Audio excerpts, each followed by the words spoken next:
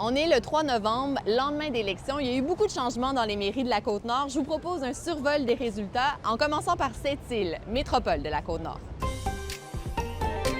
C'est Benoît Méthode, cadre retraité chez Rio Tinto IOC, qui succède à Denis Miouz comme maire de la ville.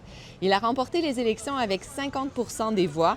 Le conseil municipal est aussi renouvelé. 8 des 10 conseillers élus sont des nouveaux venus.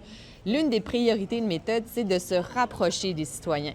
Concernant le vieil hôtel de ville, il veut que la démolition reprenne rapidement et concernant le nouveau, il compte revoir l'emplacement avec son équipe.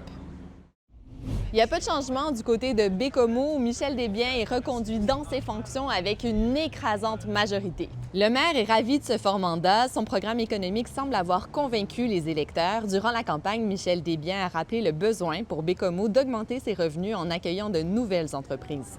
Du côté du conseil municipal, on surveillait une possible vague jeunesse, mais malgré de chaudes luttes, plusieurs jeunes candidats n'ont pas réussi à se faire élire hier. Ça, c'est pour nos deux grandes villes. Voici en rafale quelques faits saillants. À Port-Cartier, Daniel Beaupré déloge le maire sortant Alain Thibault et prend la tête de la municipalité. Nouveau visage aussi à Havre-Saint-Pierre, où les Caïens ont choisi André Thériault pour remplacer Paul Barriot qui tentait de se faire réélire. À Fermont, c'est le directeur de la coop d'alimentation, Patrick Lacerte, qui devient maire.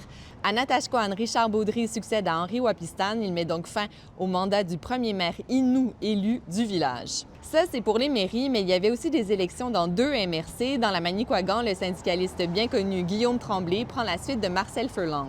Dans la MRC du Golfe du Saint-Laurent, c'est Darren Jones qui a été élu préfet et c'était d'ailleurs la première fois qu'un préfet était élu au suffrage universel dans la région.